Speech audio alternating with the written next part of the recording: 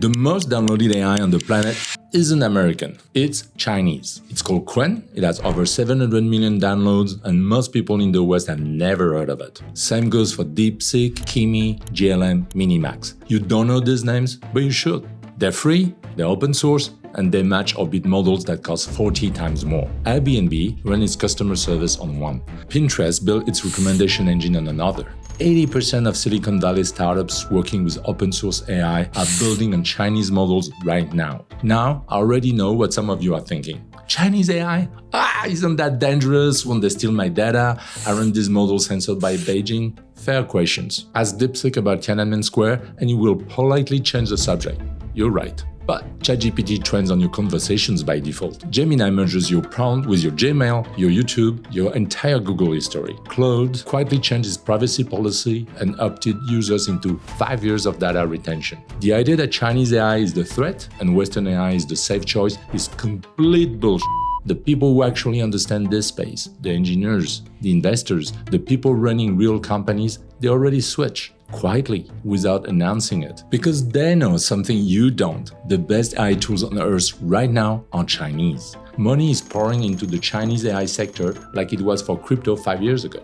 Except these companies have actual revenue. That's what this video is about. Not the geopolitics, not the US-China rivalry, it's about return on investment. If you're interested in what most Western media is uncovering, this channel is built for that. I've been on the ground in Asia for 26 years and I share what I see from the inside. Subscribe.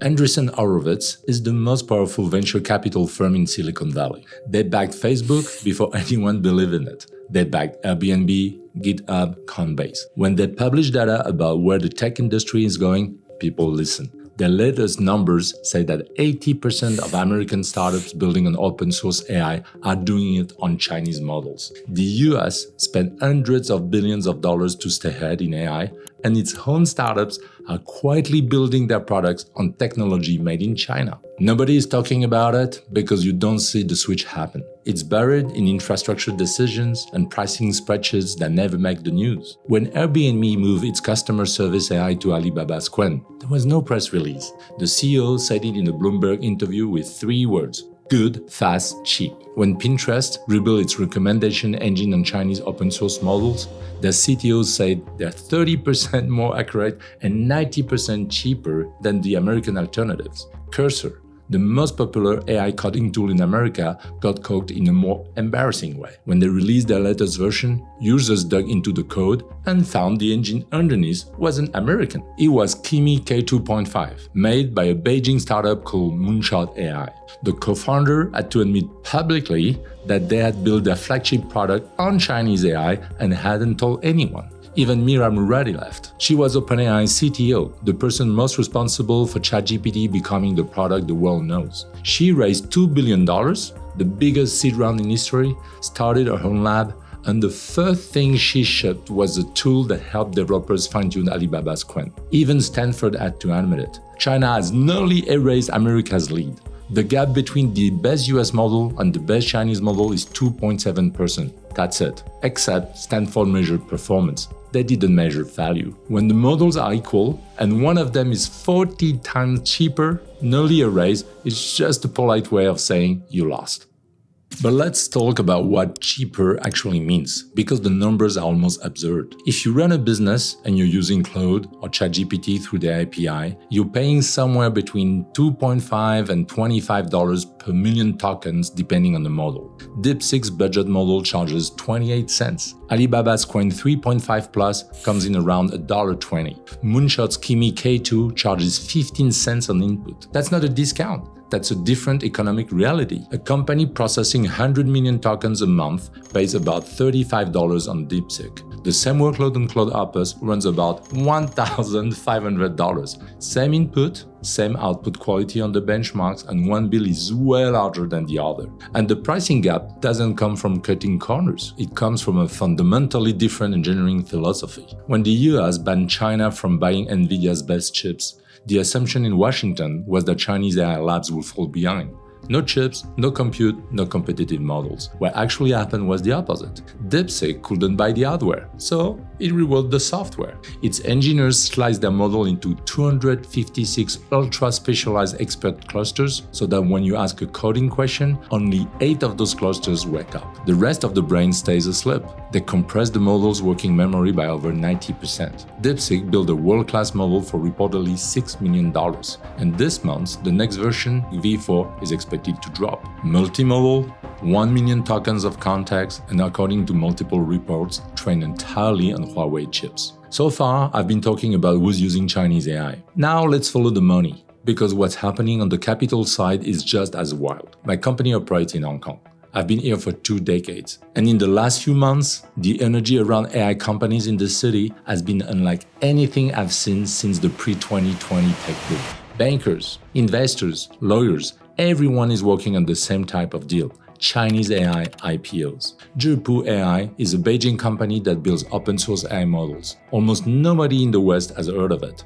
Inside China, it's one of the so-called AI tigers, the generation of startups competing head-to-head with OpenAI. On January 8, Zhipu listed in Hong Kong. The public offering was oversubscribed 1,160 times. For every single share available, over 1,000 investors were fighting to get in. Within 43 days, the stock had climbed 524%. The very next day, a Shanghai startup called MiniMax listed on the same exchange. Same story, different numbers. Investors borrowed 148 billion Hong Kong dollars in margin financing just to access the retail tranche. The stock doubled on day one. Within 6 weeks, both companies were worth over 40 billion Hong Kong dollars each. MiniMax even surpassed Baidu in market cap for a moment. A startup nobody has heard of overtook the Chinese equivalent of Google. You're not hearing about this on CNBC. Your financial advisor isn't calling you about it. If you're a retail investor, chances are someone sold you a world ETF and told you that was diversified enough. Meanwhile,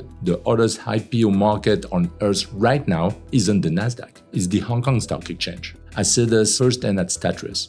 We help entrepreneurs set up and operate in Hong Kong and Singapore. People used to ask us about Hong Kong for tax efficiency. Now, they're asking about Hong Kong because that's where the AI ecosystem lives. Different motivation, same destination. The city raised $14 billion in equity sales in the first quarter of 2026. The best Qwen in 5 years, ahead of every other exchange on the planet, and it's almost entirely driven by Chinese AI. The pipeline behind it is Stack. Moonshot AI, the company behind Kimi, is now preparing a Hong Kong IPO at $18 billion. Unitree Robotics, China's leading humanoid robot maker, filed for a $610 million IPO in Shanghai. By the way, Unitree actually turns a profit, $87 million last year. Behind them, over 400 companies are already in the Hong Kong listing pipeline, and nobody is telling you about these names. Alibaba just opened a data center running entirely on its own domestically designed chips. ByteDance plans to spend $23 billion on AI infrastructure this year. Alibaba committed $53 billion over 3 years. Those numbers are still smaller than what Alphabet and Meta are burning in the US. But that's the whole point of this story. China keeps getting comparable results for less money. Right now, in cities across China, local governments are handing out subsidies to a new kind of business they call one-person companies. Cash incentives to get individuals building AI-powered businesses on their own, using open-source models that cost almost nothing to run. They're not experimenting with AI adoption. They're industrializing it. You can see the results in strange places. China's short drama industry now produces roughly 470 new shows every single day. That number sounds made up, but it's not. AI tools slash the production cost of a short drama from around $150,000 to about $15,000 and cut the production timeline from a month to under 5 days. That's what happens when the tools are open, cheap, and an entire population of 1.4 billion people is comfortable using them. So what does any of this mean for you, wherever you are? If you're a student or a developer, the tools that were locked behind corporate budget 6 months ago are now free to download. You can run a model on your laptop that performs at the same level as what billion-dollar companies use. The playing field just got flattened in a way that hasn't happened since the early internet. If you work in a company that uses AI, ask your team what models you're running and how much you're paying. You might be surprised by the answer, you might be even more surprised by the alternative. If you run a business, this is more direct. Qwen, DeepSeek, Kimi, these aren't research experiments. Fortune 500 companies run real workloads on them. You can host them on your own servers, your data never leaves your infrastructure, and you can fine-tune them for your exact use case at a fraction of what you're paying today. When you use ChatGPT or Claude through an API, you're renting someone else's brain, and they can change the price whenever they want. When you download Qwen, you own it. Maybe not the best update, but still. And if you're none of the above and you just come here because the thumbnails look interesting, here's what matters. The technology that's going to shape the next decade isn't coming from one country anymore. It's coming from two, and the one most people are ignoring is moving faster. Every time a technology shifts from expensive and closed to cheap and open, a new generation of businesses get built in the gap. Not the people who invented the technology,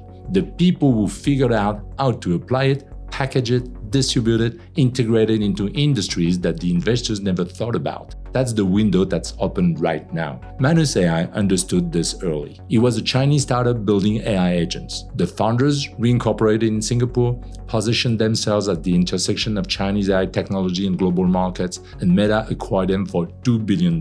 They didn't build a model. They built on top of models that were free, and they picked the right geography. Well, I need to be honest about the risk too, because they are real ones. Chinese models carry political censorship on certain topics. For most business applications, that doesn't matter. Nobody's using the customer service chatbot to discuss Chinese politics, but you should know it's there. There are open questions about data handling, regulatory uncertainty around US-China tech relations, and the possibility that Washington restrict the use of Chinese models at some point. Some of that is genuine concern. Some of it is protectionism dressed up as security. Either way, smart companies are already edging, running Chinese models for cost-sensitive workloads and keeping Western models for tasks where they need maximum control or compliance. The point is not that Chinese AI is perfect and American AI is dead. The point is that the choice exists now, and most people in the West don't even know it's there. A year ago, there was one playbook: pay OpenAI or pay Google. That consensus aged badly. The US has the capital and the frontier labs, China has the efficiency, the open source ecosystem, the adoption, and the manufacturing base.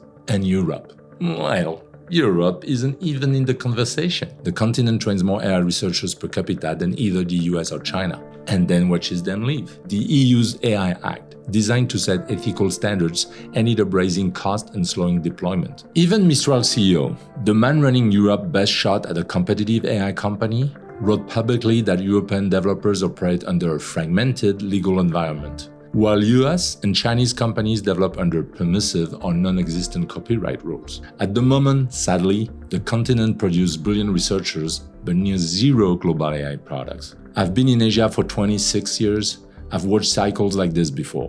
When something shifts at this speed, the window between early mover and too late is shorter than people think. This channel exists to give you that kind of edge. What's actually happening in Asia, where the money moves, what the Western press isn't covering. If that's useful to you, subscribe. If you already started using Chinese AI tools in your work, I'm genuinely curious what your experience has been. Drop it in the comments, and if this is the first time you're hearing about any of this, well, now you know. The question is what you do with it. See you in the next video.